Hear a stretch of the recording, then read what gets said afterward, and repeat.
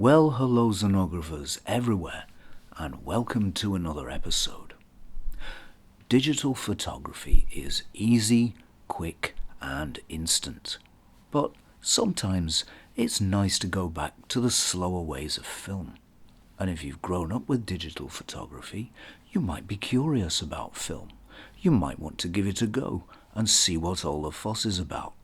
So I've brought together 4 film cameras, 3 SLRs and a rangefinder.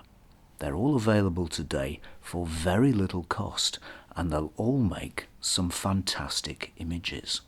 And here's the first, the all-manual Praktica PM3 SLR. Praktica SLRs were made in the old East Germany, and to compete with Western cameras they were sold quite cheaply. Don't confuse it with the Russian Zenit. This is a much nicer and more sophisticated camera, equal in my opinion to many Western cameras of the time. They were often sold with Carl Zeiss Jenner lenses, and they're probably the nearest thing to a Carl Zeiss Jenner camera that you'll see. It's very nicely made and finished. The body is metal and the general standard of construction is very high. The controls are all in conventional SLR positions except the shutter button, which is on the front, and for me that's a more convenient place than the usual position on the top deck. I find it a more natural position and it's a little easier to find. This is the PM3 model, but there were many others of essentially the same design, the most common of which are the MTL models. One of the great things about these 70s and 80s Prakticas is the M42 Lens Mount. This was a hugely popular mount, and there are hundreds, if not thousands of lenses that will fit, including all the Carl Zeiss Jenner lenses, many of the wonderful Pentax Takumar lenses, the Helios 40 and 44, and loads more from other manufacturers. The film wind lever is on the user's right, the shutter speed dial is next to it, and it's nicely placed and easy to turn with just one finger without moving your hand from the shooting position. Shutter speeds run from 1 second to 1,000th of a second and B, and lifting and turning the same control sets the film speed. There's a hot shoe on top and the film rewind is on the user's left.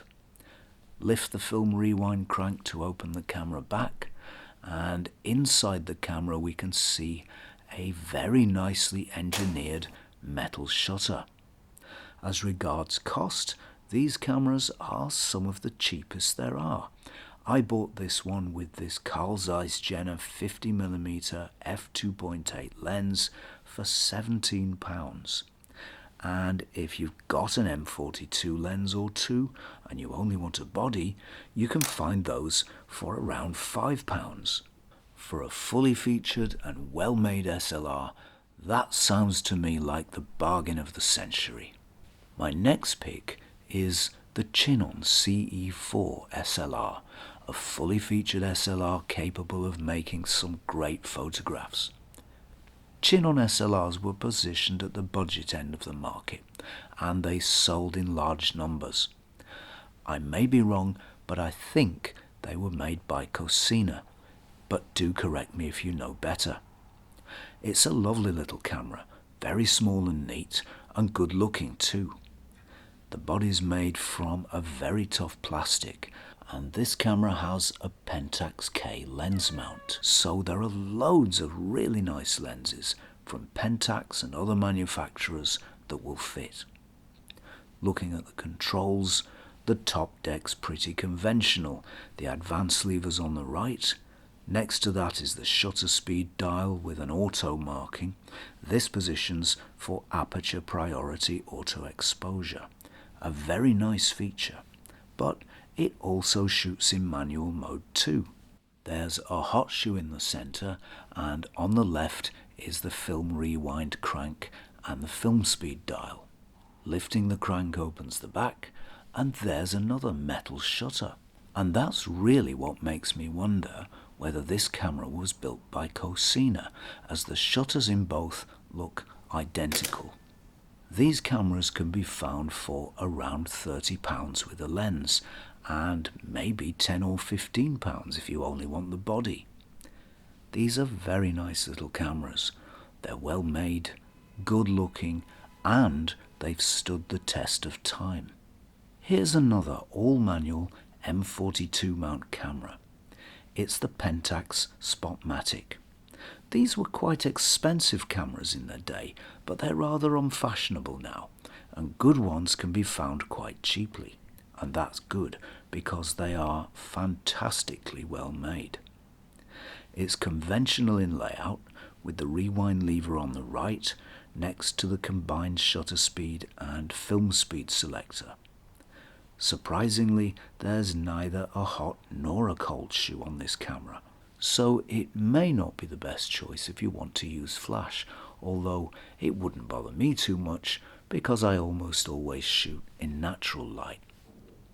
On the left is the rewind crank, which pulls up to open the camera, and there's a handy film type reminder which might seem a bit gimmicky, but is actually a really useful thing if you don't use the camera too much. It's very easy to forget what film you loaded. Looking inside, we can see the familiar Leica-derived cloth shutter, which I think is rubberized on this camera. It's a great design, and it's given reliable service on many, many cameras over the years. As far as cost goes, I recently bought this camera with a Super Takumar 50mm 1.4 for £60, which is really good value. And if you have lenses and you only want the body, you're probably looking at around £20. And for a high quality camera and lens, that's got to be good value. If you fancy a bit of rangefinder film fun, there's a very cheap way in. It's this, the Ukrainian Fed 4. It's an all-manual camera, and it traces its roots right back to the 1932 Leica 2. In fact, the first Feds were exact copies of that camera, and every subsequent Fed was a development of those original models. So this camera is full of Leica DNA, and you can kind of feel that. The lens mount, for example, is the Leica 39mm screw thread, so there are hundreds of lenses you can use with this camera from Canon, Reed, Nikon, Leica, and all the Russian manufacturers. The camera usually comes with an Industar 61 50mm f2.8 lens, a Tessar design that makes very sharp and contrasty images. This is essentially a pre-war camera, which, personally, I really like. The top deck's cleanly laid out with the advance lever on the right, next to which is the shutter speed selector, which lifts and turns to change speeds, and shutter speeds run from 1 second to 1/500th of a second. There's a cold shoe in the center, and on the left is the selenium light meter, and that's a really useful thing. It means you don't have to carry an external meter, and in my experience, they're usually pretty accurate. Looking inside, we can see the Leica-derived shutter, and mechanically these cameras tend to be pretty reliable. They're well made and rugged, but they are quite nicely finished, rather more so than the similar Russian Zorkis. When it comes to price, these cameras are a real bargain, and mint condition examples can be found for £10 to £15. For a good quality rangefinder, that is an incredible bargain.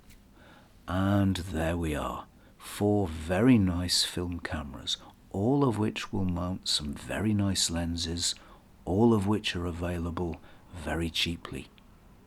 Whether you want to return to a bit of film photography or you want to try it out for the first time, any of these cameras is a great way in.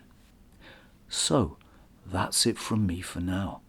Don't forget to like, subscribe, and ring the bell before you go.